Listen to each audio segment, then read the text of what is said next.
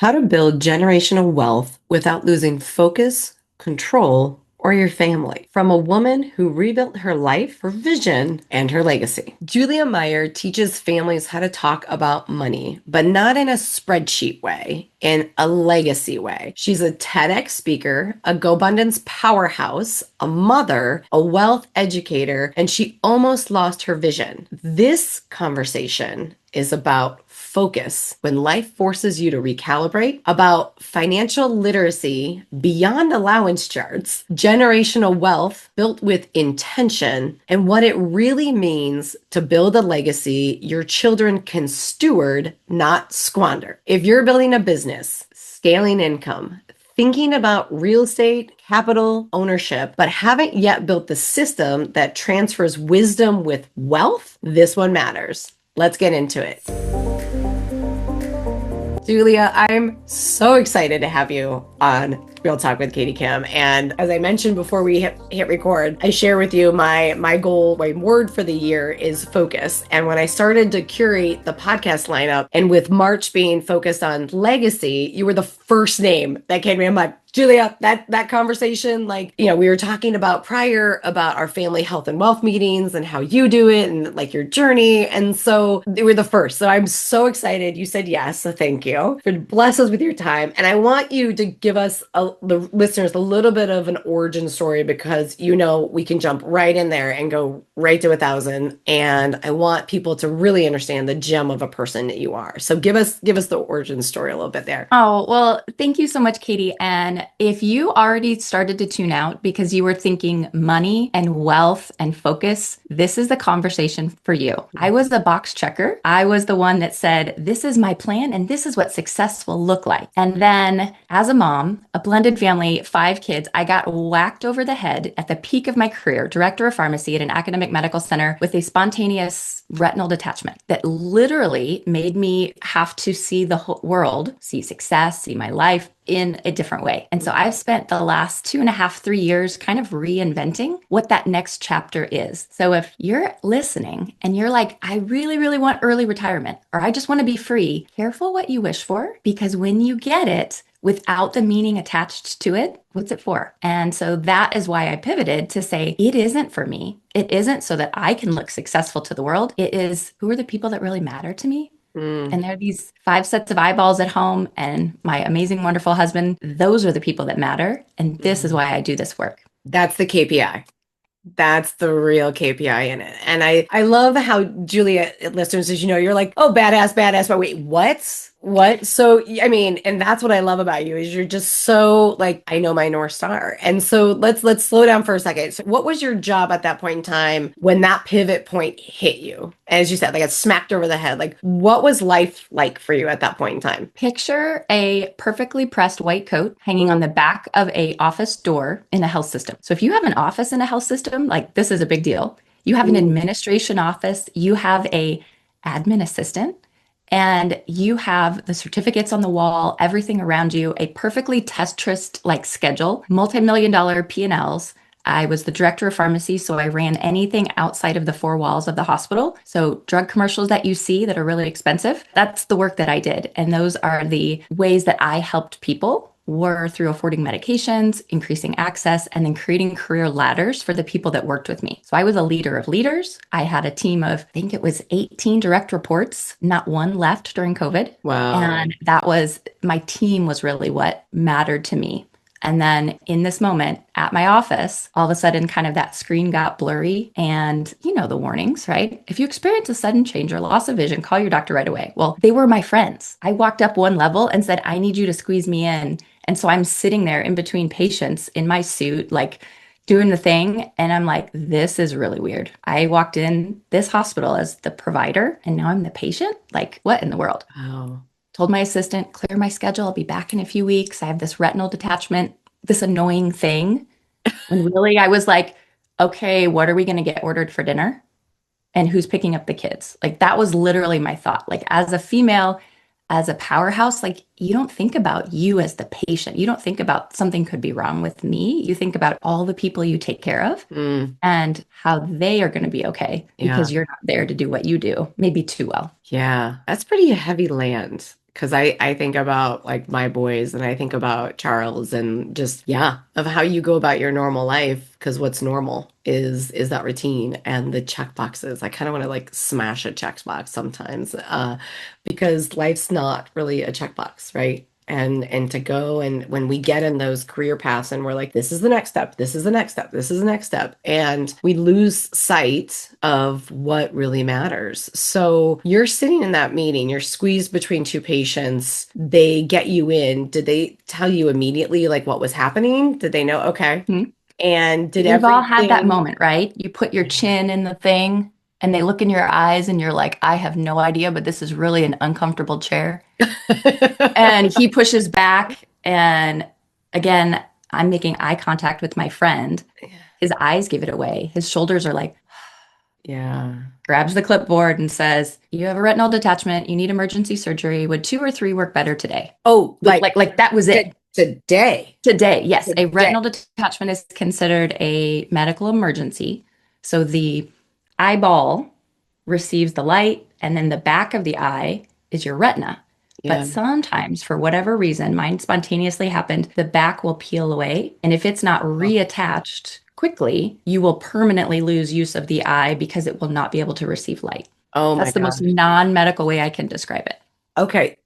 That lands. So the back of the eye peels Yeah. away, kind of like the old school Tupperwares with the plastic saran wrap. Yeah. Once it's crinkled, you can't really God. uncrinkle it unless you get in really quickly. Okay, so So you're in a meeting, you're having emergency surgery. Like you did have it that day, right? yeah. Okay. And how did you make that phone call to your husband? Because I'm sure he's like at work somewhere thinking this is a normal day, right? This is a normal day in Yes. everybody's life. And what age were the kids? Like, are you having to pick them up from school kind of a thing or? Yes. Everyone was still at home. This Okay. is in the peak of COVID, so summer 2021. So all Mm, 5 kids were still at home. yeah. And I want to say ages like almost 4 Oh, to 16, 17. So still in high school, but not like the bigger one can drive, but not get everybody from school. yeah, not functioning to help at a higher Yeah. level. So, okay, so you said two or three. What time worked better? I picked 3 because that meant that I'd have a little bit more time to logistically figure out what was going to happen and how to Okay. clear my schedule. Okay. Typically, a retinal detachment is surgical emergency, but it's not life-threatening. It's not anything other than you're out for a few weeks while literally half of your face recovers from being operated on. Operated on. Yeah. And what I didn't see coming were the complications. What I Ooh, didn't see coming was everything I had told patients about as a pharmacist my whole career, the yeah. fine print, the little stuff at the bottom that's like, in a small percent of patients, this may occur. That was me. It's what you don't Not want to be once, special at. Like, yeah. not twice, not 3 times, not 4 times. We had to operate 5 times to try to get it right over the next 18 months. Oh my gosh. So every time holding on to that hope, holding on to this is going to be what fixes it. Yeah. And no, there's not a medicine. The Lord has blessed me with the curse of knowledge. Like, if there were a medicine, I would know exactly what to do. But Yeah. I get to trust a surgeon. And if you've ever had an injury, you know what scar tissue is like. And every time you go in, the more scar tissue you have, the more complicated, complex it is. We had to step back 18 months of in surgery, out of surgery, in surgery and recovery to say, what if medicine can't fix me? Mm, And that was a really hard moment because everything I had checkboxed my life towards, that trajectory, was no longer true yeah. until I reframed how I saw it. Until I reframed, I love your word of the year is focus. Yeah. The myth is that focus is never giving up and only holding on to that one outcome, no matter the cost. And to me, that was tunnel vision. That was missing the point. That was, I'm going to fix this no matter what. Our entire family, all 7 of us, flew to Johns Hopkins for an appointment and a surgery. That's how like insane focused I was on getting a fix. Yeah. When I realized I wasn't broken in a way that was fixed by medicine, it was that I had been focused on the wrong thing. And that then cascaded into so many parts of my life, physically, metaphorically, like all the things. Yeah. And that is really to me what focus is stepping back, choosing where did I learn that this was the most important? Where did I learn that my identity was in my white coat and my title on LinkedIn?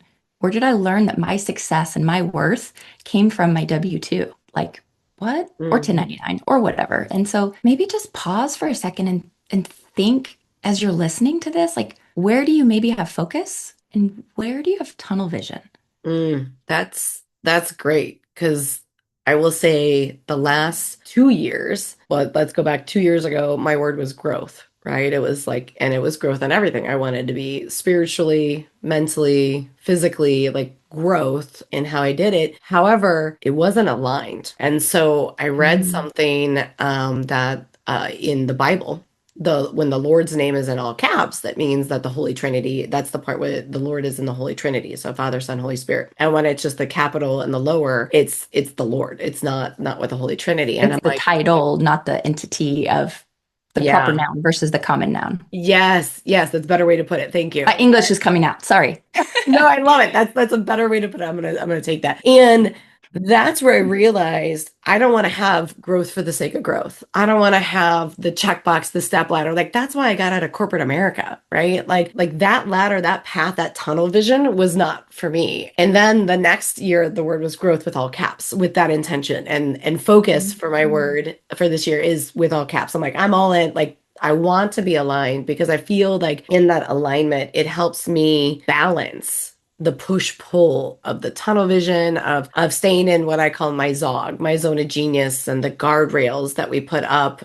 Because you can get sucked in and into that like, why do I believe that success is this? And I have gone through that the last, I want to say like last 2, 3 years. And because when you get to that level of the success and they say I have shiny objects or squirrels. Now I'm like, I've leveled up to shiny squirrels. Like it's another whole level of distraction. But the beauty in peeling away some of that where it's like, I could do that. And that was where I was at 3 years ago was ping ponging. Like, yep, I can do that. Let's do that. Yep, I can help you with that. And trying to be everything to everyone where I lost my vision and my focus. And that's really what's landing with me when you start to talk to that is that coming back in to focus and coming back into that growth has been like so much less stress, so much like ease. And then realizing that, and I'm a person of faith, is that like God has started to put the right people, the right energy, the right projects in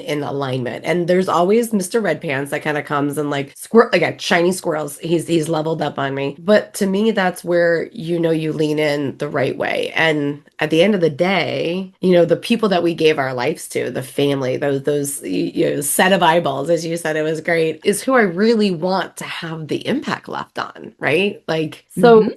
so let's continue because that's like I love this. And how did the sixth surgery, wait, six, right? We stopped at 5. You stopped at five. And Mhm. when you stopped at five, were you healed or where were you at? I was healed is a hard word to admit to Mm-hmm. because on the inside, I was broken. On Mm. the inside, I was relearning literally how to do life. My diagnosis wasn't that they couldn't fix my vision. It's Mm-hmm. kind of complicated, but basically, the two eyes work together. Chameleons, other amphibians can move their eyes independently. Oh, Humans can't, as yeah. much as you try to. And so my alignment was off, and they were never able to pull that eye back into focus, back into literal alignment. So I live with double vision, Oh. meaning this eye doesn't move and it is always blurry. Mm-hmm. This eye wears a contact. Oh, So you're driving, you're in a blizzard, you yeah. have a windshield wiper, only one works. Every blink, you're like recalibrating. I can see out of it, but I can't see out of it. I can see out of it, I can't. And so that meant no depth perception. Mm. So that meant me walking downstairs. Maybe I trip down the last stair because I don't see it. Or maybe I get stitches in my finger because I was chopping vegetables and not paying attention. Gone is a career of looking at a screen, whether it's a Mm. 6 or an 8 absolutely matters in healthcare. It absolutely matters as a executive leader. And then my backup plan when leadership didn't work was I'll go back and be clinical. Well, nobody wants a one-eyed pharmacist, right? Like I think I counted it right, or I think I gave you the right injection, or let me draw this up for you. I didn't have those skills. So when you say Yeah. healed, I can see. And there are so many people that are in the vision impaired community that are not able to see, or Yeah. that it is always going to continue to get worse, whatever. And yet, who I was, I had to relearn because I didn't have that part of it. Mm. And so when I was healed, it was truly that there's no more intervention we can do. There's no way we're going to get your eyes to ever see together again. Those two binoculars are permanently separated. You will never Um, get them to converge again. Fun fact, you legally can drive with one eye. You are well, not disabled with one eye. yeah. But in a world where the disability rules and things were written back in the 1930s and 40s, you could be a farmer with one eye and be great. In a world like today, I had to, go through extra TSA screening because when I do the retinal scan, they're Hmm. like, error, error. It can't see in my eye because it doesn't hit the retina the way it's supposed to. So, fun Oh, fact, it's really interesting how much we take our sense of sight for granted. And yeah. that's why I love all these visual references. And I know it can kind of be on the nose to say, didn't see that coming. But at the same time, this is the wake up call. This is the warning. It doesn't have to happen to you. Every time you blink, you can just default and go on autopilot, or you can kind of close. There's a reason we close our eyes and ground, close our eyes in Mm. prayer, close our Yeah. eyes and then the agency to choose what will I see? Because every time I blink, I have to choose to see out of the one that I can be clear on. Kind Oh, of like that if you're like, driving, yeah. if you look out of the side that's covered in snow, that is literally true also. Mm-hmm. But which one do you want to pick? And maybe you have perfect vision. Maybe you've never had like that before, but maybe you're blind to what's right in front of you. Maybe you're living like these two versions, this double version of what's online versus what's at home. Like that to me is where it really can start to be applicable to anyone that's ever had any sort of struggle that whether wear contacts or not, or as you get older, you wear glasses no matter what, right? Yeah. So I think that is a long way to answer. The healing comes from inside because Mm. our bodies aren't meant to be the end all be all. From a Oh. faith perspective, from a Mhm. fortune perspective, like at some point, we all have our version of signing those surgical consent forms. And that was literally the pivot moment. It wasn't when I called my husband or had to have surgery. It was when I signed the form that I couldn't read. I had to have the nurse read it to me Oh because my if you've gosh. ever tried to do that, it Yeah. was how clearly and confidently can your family articulate your wishes if something unexpected were to happen? Say that again. Say How that because that clearly like chokes me in the and throat when you said that. confidently can your family articulate your wishes in the Mm. case of an unexpected emergency? And that's what I was left with as Ooh. that gas mask was like coming down over my face. Because anesthesia, if you've never had surgery, they're the last step and you physically have to sign a paper, signing your life away. And that's when I had this realization of everything I've built, is this a blessing or is this going to be a burden? Ooh. Like you want to win the lottery, but do you really want to win the lottery? I would do more You want to development if I leave did. your Yeah. kids the lottery based on No. what they know now. And that is kind of what hit me because on paper, I Ooh. checked the boxes. We had the will, we had the power of attorney, the estate plan, like everything on paper was done. But is that a blessing? If we haven't talked about it and articulated it in a way that says this is what living in alignment with our family looks like. Because when the money passes, like without the meaning, that is where things go wrong. And we see that in our world today. We see Mm. NIL money, sports money, whatever. That maturity's got to come from somewhere. And only 32 states require financial literacy education. I'm surprised All it's that 50 high. states do Oh. provide sexual education, but are we relying on the schools to teach our kids about the things we don't talk about, like Mm. sex and money, right? Like those are the things you don't talk about at the dinner table. And yet, what are we delegating to the schools? Mm. So, yes, there's a camp of financial literacy. Yes, Yeah. there's a camp of you absolutely need to know and be confident in money. how it works, why it works, whatever your views are on money, it's just a thing you trade. It's like time, it's like Mhm. attention. You got to learn how to do it. Yeah. So you're sitting signing your life away, right? I mean, mentally, right? Yeah. And like you said, you built it up, right? So you had the great job, you had the retirement plans, maybe some investments at that point in time, and sitting there thinking, I haven't prepared my kids to take this over. I haven't like, and you said something great. You were like, are we transitioning wealth, right? Or without the knowledge of how to manage it, really? And that's where growing up in, a third generation family that has invested in real estate and passing generational wealth and struggling to fight for the knowledge of how to do it better, right? How do we do that? And so that's a real pain for me. And it's something I always want to make sure my clients are having that as a North Star. Like, great, you're creating this business. What if your kids never want it, right? Or what Mm. if they do want it? And regardless, do they know how to manage it once they get it? So you, after five, right? Where did you go from there mentally, professionally? Like, I want the whole journey, right? Like, where did you go Oh, from there? love it. Okay. Yeah. So earlier you mentioned the squirrels and the Shiny check squirrels. boxes, We're the next shiny level. squirrels. Yes. Well, my brain went to, I can't sit here and watch TV. I can't sit here and scroll. What can I do? Because my brain still works. So I Okay. started listening to podcasts. I Mm. started listening to The White Coat Investor and Bigger Pockets and was like, wait a minute, I think I'm onto something. If I can't earn six figures, what would it look like if I generated six figures in our bottom line? Maybe it was through tax savings because my husband and I were high W-2, are high W-2 earners, W-2 problems, tax problems. Yeah. So I got fixated and tunnel visioned on what's the best way to get tax savings to Ooh. replace my bottom line. So at the end of the day, we're actually better than we were before. And so I got into short-term rentals. And after our third property, I can do it. I didn't love it. And the kids at the table were starting to ask, are we rich? Like, I'm like, what? Okay, if you're a parent, you never answer their first question. Never. You Yeah. always say, well, what do you think that means, honey? Yeah. And Why they're do you like, think that? Yeah. well, you're not going to work anymore, and we're buying houses, and they're on the beach or wherever. Like we're rich, right? That was my second turning point of, hold on, I did it again. God whacked me over the head again. Like, one, okay, let's refocus you. Two, refocus you. And that is where it was, hold on. I Yeah. think I'm on to something. A, they felt comfortable to ask it. And Yes. in that moment, I had a choice.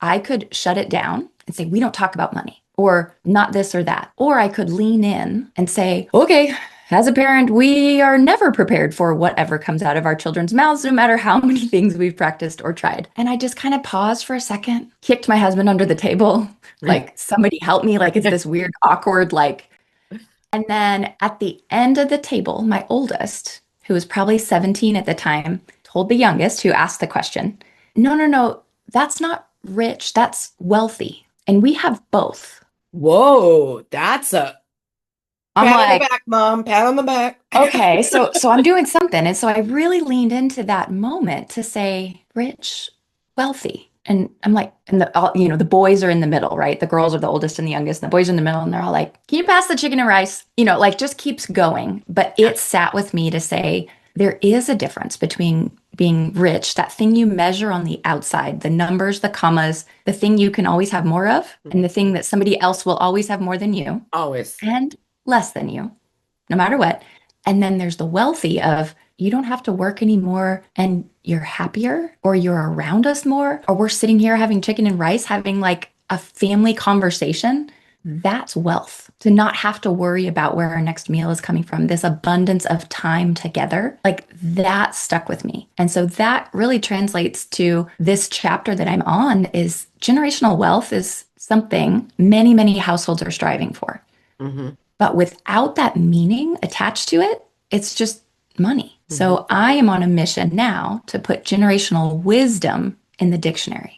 I want that to be what we want for our kids. And I've done a bit of research between the generations, like how people think about money and approach it and where it comes from, and real estate and debt and all these different variables, to tell a story that we all have. We all have a money story, but if we're not talking about what we value and what is the most important, or how do we know that we're wealthy? Yeah. That is the parent's job. That is my gift right now that I get to express to my kids, and that I am on a mission to have other parents spread to their next gen as well. Even if you have adult kids, even if your kids are babies, or if you're just an auntie or an uncle, there is someone in your life that is a younger person than you that can benefit from your knowledge, your experience, your wisdom. And if you're a faith-based audience, Proverbs is wisdom. Proverbs talks so much about money in the Bible. And so when I say that I talk about wisdom, it's not just this framework that I came up with that Julia in, the 2020s came up with. It's no, this is timeless. And that's why I can feel all invested in these principles of values, core beliefs, common sense with the S sense or the C sense. Yeah. Not so common anymore. And I'm on a mission to change that. I love that you bring Proverbs into it. So, in December, I did a podcast episode on certain Bible verses from my silent retreat that really landed with me. And I know we're releasing this episode during Lent. So, I am of the Catholic faith, and Lent is always one of those journeys, right? The 40 days and really dying to oneself. And I think you're so on point with what you're saying is you got to die to that ego and like, what is this all for? And lean in to teaching your kids. One, I'm shocked about the way you said 32 states teach financial. I'm shocked It's a required part of their curriculum. I'm actually shocked it's that high because I keep telling my kids, I'm like, we have failed you as an education system. So like, I'm sorry, but we're gonna get to that, right? Like we're gonna Well, get to it. I'm going to put a pin in that and come back to, I'm going Okay. to bust that myth in a second, but keep going. Love that. I love that. And that's it. What I realize is even fighting with my parents of like, we need to teach, like, how do you handle the money, the whatever the legacy is. For us, it always has a real estate component in any generation we've had. And where I was fighting is the past money, I'm going to say money framework, money knowledge, money like myth was a great word you said, is that like how my parents learned their relationship with money and how like I've learned a relationship with money, and then also how my kids are gonna everybody has knowledge or relationship, what do you call it, like preconceived notions, whatever it is. It's that relationship of how you view it and how you interact with it. And May I offer you a word? yes, please, because I've It's like your money story. my money story. Okay, so Everybody has a childhood story. yeah. Yeah. Everybody has a childhood. Everybody Mm. has a money story. Love that. The money story. Love that.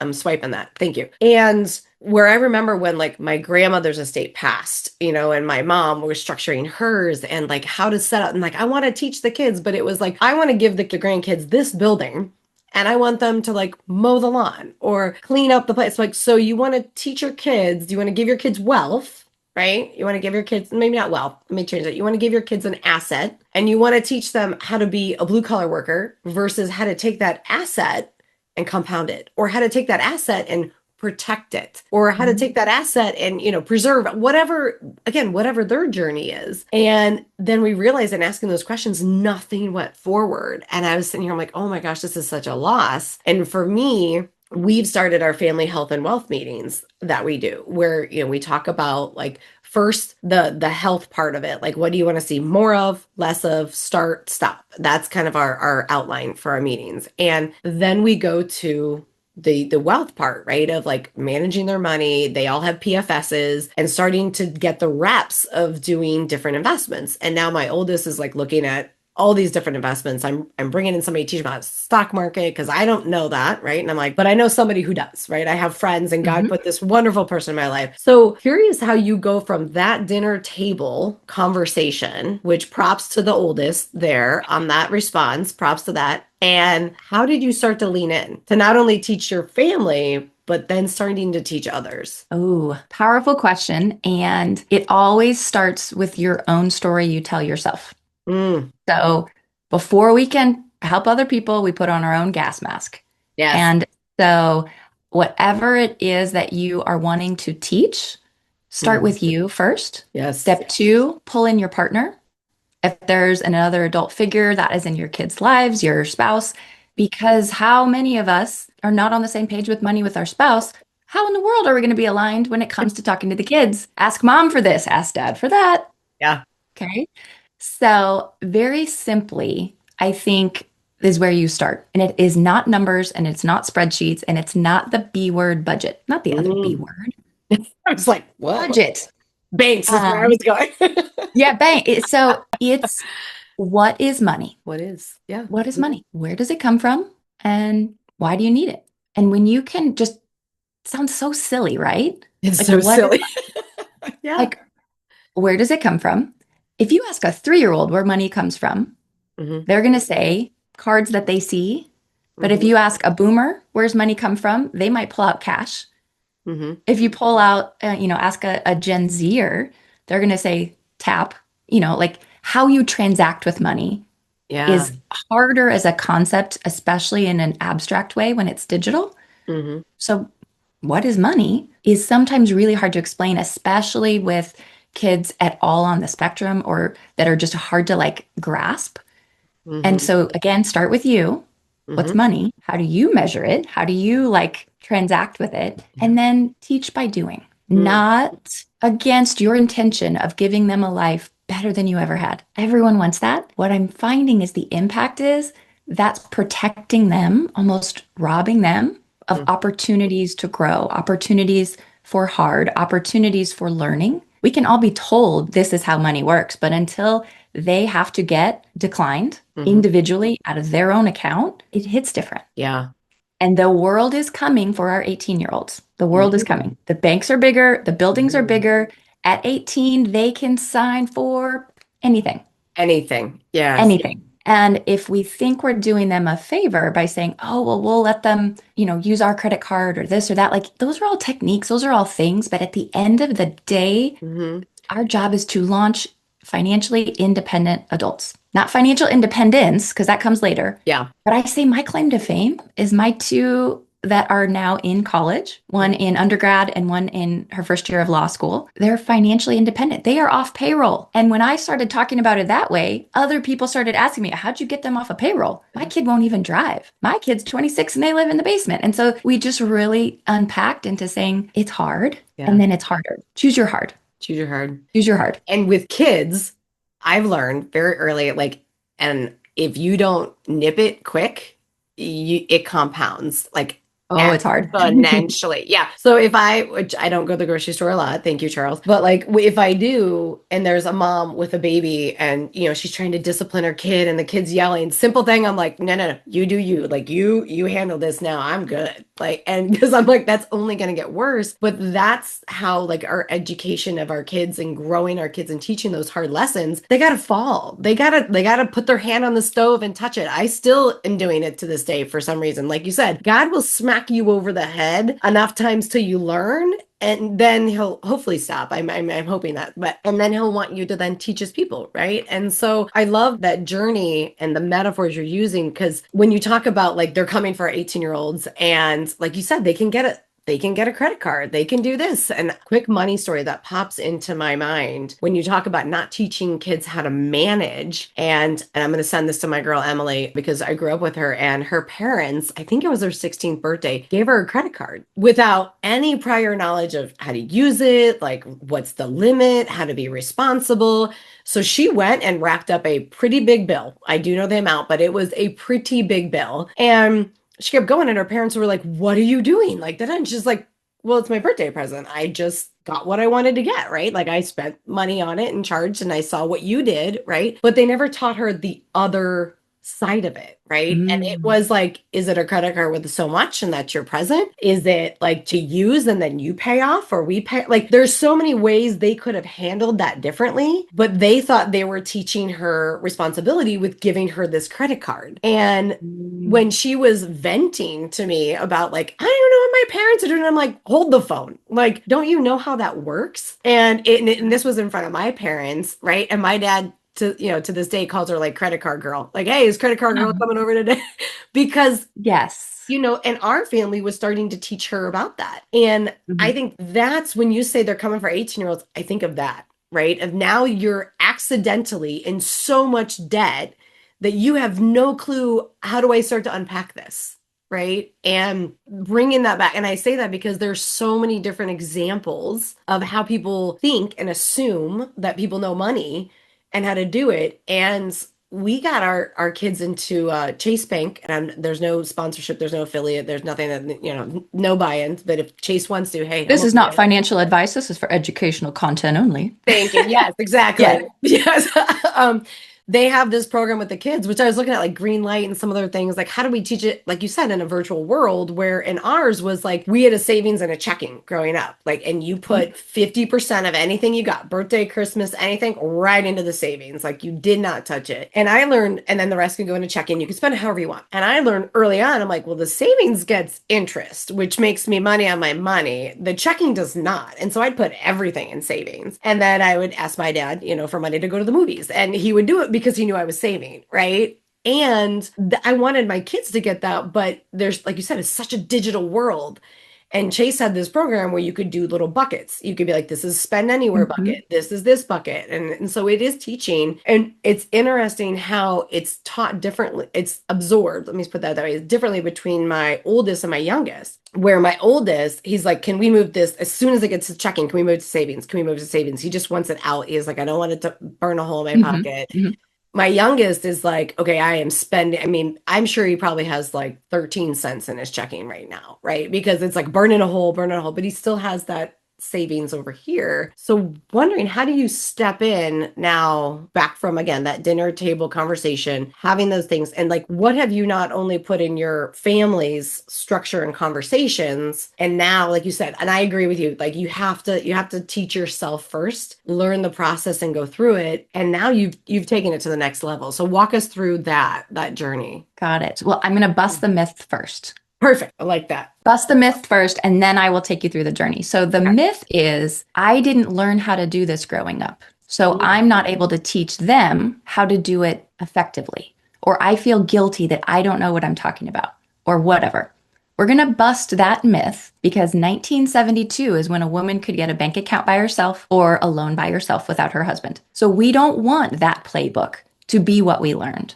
Mm. ATMs came out in the late 60s. If you tell a kid to go to an ATM right now, they're going to be like touching the screen and it doesn't work.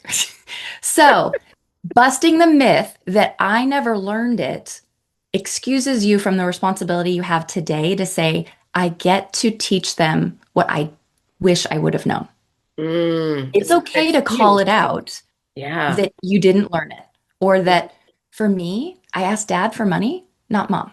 That's just how it was, and accepting that that's how it was. But then now I am stepping into the responsibility that I get to change that narrative. Love it. Because if there was a textbook written, it would be outdated and it would probably have a lot of stuff in there that doesn't make a lot of sense anyway. Yes. Yes. So, what that then becomes is not a curriculum, is not a here's how you do it and there's one size fits all. It's exactly like what you said with your kiddos. They all learn differently, they all absorb differently, and there is no way that there's enough hours in the day for us to parent every single lesson to protect them from everything. Our job is to block and tackle. I want to block so that they are able to fail in safe ways and have Mhm. safe ways to feel risk, safe ways to feel that push and pull of I want this and I want that. So, Mm. my very perfect example of blocking and tackling. Yeah. How many electronic devices are in your house right now? I'd say over 20. Okay. How many charging cords could you find right now? Oh. In my suitcase alone, I could probably find over 20. Okay. Yeah. And then how many bricks or plugs and outlets do you have in your house? Probably over 50. Okay. I like to use that example because it's tactical. Mm. Charging your devices is something kids get. They Yeah. also know that they've got to find the cord, they've got to find the outlet, and they have to sometimes decide which one do I want to choose to charge first. Yeah. So, how can money show up in the same way where they're having to decide between two things? It's not that it's good choice, bad choice. Hmm. It's what one do I want more? And what am I willing Mm. to wait for? The delayed gratification is, I think, a missing part of it because we can tell that device that's listening in my room right now, reorder whatever it was I needed. And when they can actually decide and build that muscle of delayed gratification or deciding I want to spend it here or not there, and then sitting with the outcome. Mm, That teaches so much more. So, for example, they have $20. They want this or they want that. How long do you have to save? Because in our world, in a world of privilege and blessing, a lot is expected of us, but also a lot of good can come from that too. So hmm that means we literally could buy anything. hmm We just can't buy everything. And my kids say that back to me all the time is I could buy anything, but I can't buy everything. And then the next follow-up question is, what am I going to do to earn it? To solve a problem a person will pay me for, or to figure out a way to get it? And Yeah. it's not borrowing money from each other because that has tried to happen and that's not how it works. So I think if we can get really practical with the day-to-day things, make it tangible, and then age appropriate wise, hmm sharing with them real numbers. The first Yeah. time they fill out a W-4 when they get a job should not be the first time they hear about taxes, Oh, yes. right? When you're Yes. it's Oh, tax season, right? It's March. I'm a huge tax nerd. I hate any part of that process, and yet at the same time, it's a game I love to play. Not everybody loves this game, yeah. but it's one you have to do. It's like going to the DMV. You just get in line and you just have to do it. And that is part of being an independent adult. And our kids want to be treated as big kids. Oh, yeah. Don't protect them from that adulting that's not the shiny stuff because they got to do both. They Show them do. the statements that come in the mail or the emails that come. Don't just Mm, auto delete anything that comes from Fidelity or Schwab or your bank, right? The attention to detail is essential. And then more importantly, it's why. The mm, more we have, the more we give. That's a core value in our family. The yes. more I can grow, it's not so that I can consume more. It's that I can create more so I can give more. That's so And beautiful. those are the values that money means in our family. And that's what it means for us to feel wealthy, to have an abundance, to be so generous and give, and also know how to create more, to find more, to solve problems, to not be in this middle class scarcity mindset that maybe was part of so many of our childhoods. Yes. Yes. So And every day, everything can be a life lesson. We used to talk about charging the car or pumping the gas. Like, show them how much it costs. Show them yeah. how much the subscriptions cost. Like, how much does it cost for you to live in this house? I'm not going to make you pay for it Mhm. until you can earn your own income, but I am going to talk to you about it in a very normal, neutral, non-emotional, healthy way. Yeah, I love that. Like, this is your burn rate for like this is what it Yeah. costs to have you. And I love when you talk about the W-4 because it makes me remember a time when I was running numbers with my oldest son because he wanted to start learning about like how does this work, And so I told Mhm. him like go out and find a property on realtor.com of a place you want to live, right? And we went that way and he's like, I found one. I'm like, okay. So we then started running through the numbers and setting up, like I did my spreadsheet. I'm like, this is what I use for work. And we were walking through the numbers and I recorded it because I'm like, I want you to be able to play it back to digest it at your pace. And we were going to property taxes. I'm like, okay, the property taxes on here are this. And he goes, what are property taxes? And I turned around and I'm like, oh my gosh. And I was thinking, like, but who would teach you what property taxes are? Right. And so, Mhm. I had the opportunity to go into like, okay, well, the roads we drive down, right? The police, the fire, the schools, all those get paid through a couple different ways. Our property taxes, we went into sales tax, but it was something so simple as that. I'm like, wow, we don't even teach what property taxes are in school and why we have them and why we need them. So then when you get out and you're in like now I'm thinking like the political scale, right? Of like, but like if you understand, like I always say follow the money. And if you understand that flow, you can understand a lot about the emotions and the energy and sometimes the ignorance, Motivations. motivation, ignorance Mhm. that comes from it and why people are reacting where they are. So it gives us more compassion as a leader to be able to understand that. Doesn't mean it stops the emotions, from some side, but it's those like when you say that W-4, like that's what landed for me. It was like in that moment, I was like, oh my gosh. We've never talked to you about property taxes. And it is starting to open the book and open the reps and talk about like your PFS. I'm listening to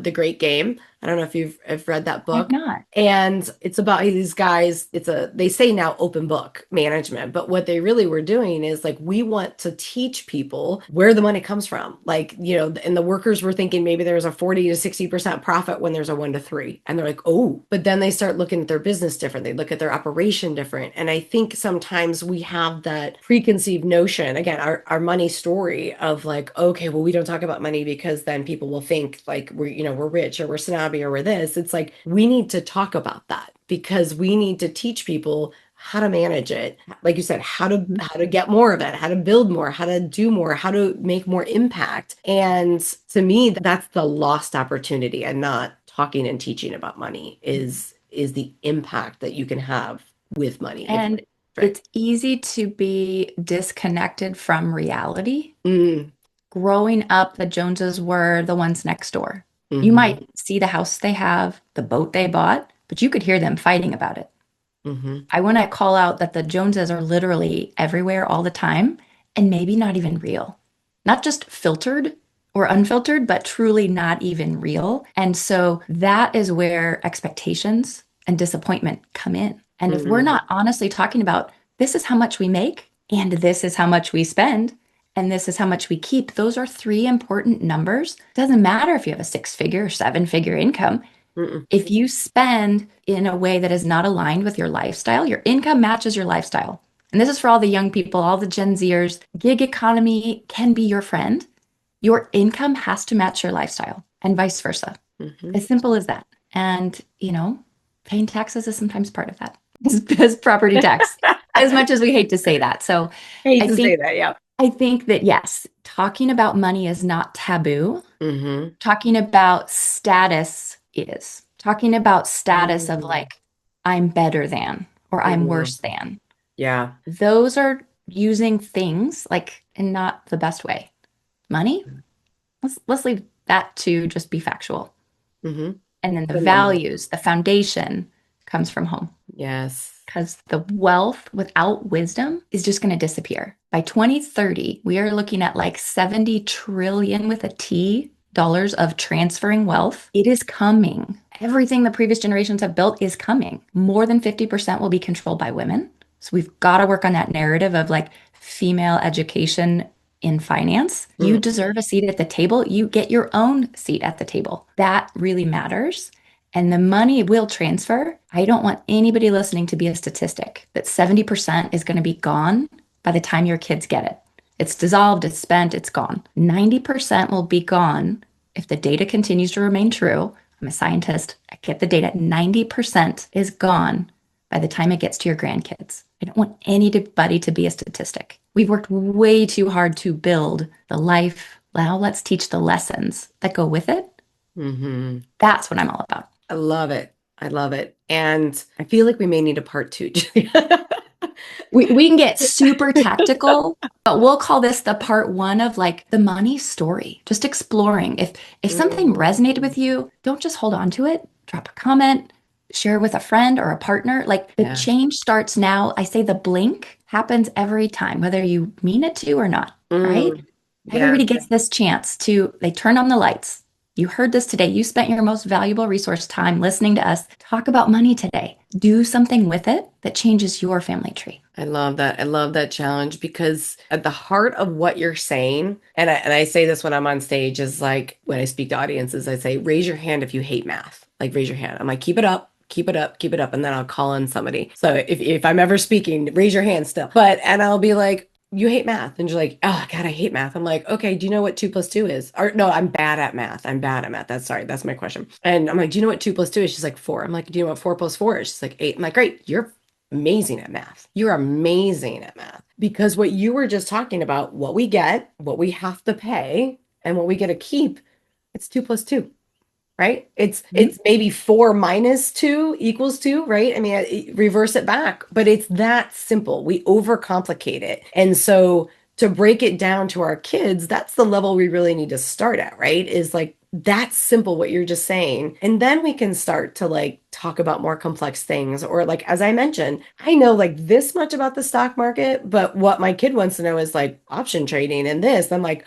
I know Mhm. people. I know people and we're going to learn together. And I think that's even great way to bring your kids in those conversations. I remember sitting with my mom in her office when the guy who came in for like an infinite banking policy for her and was talking her through it. I remember at 16 sitting there being like, I want in. And I got a policy at that age. And it's getting in the room, even if they may not understand it, planting those seeds, starting the conversation, keeping them coming along for the journey. And I love when you said that, like, share with it, just get started. Just get started on talking that conversation, having it on the table. So, I love it. What an honor to be able to share. And if anything resonated with you, mm, even if you've never talked about money before, or if you have nothing else to talk about, I want you to talk. 5 Family Conversation Starters is a free resource as my gift to you because I want you to apply it. So if you go to my website, juliamyers.com, also in the show notes, it's important. It's just a quick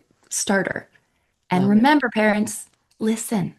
This isn't our teaching moment. This is assessing where they're at Mm, and why they think what they think. yeah. Then you can pour in the values part. There's no math, no calculations, no numbers required. So, those 5 Financial Conversation Starters is my gift to you. And just what an honor. Thank you so much for being great questions and sharing. And I'm up for part 2 because I have a lot of tactical, practical ways Yes. that our kids, from the time they learn to share to the time they learn to ship out, I everything in love between. that.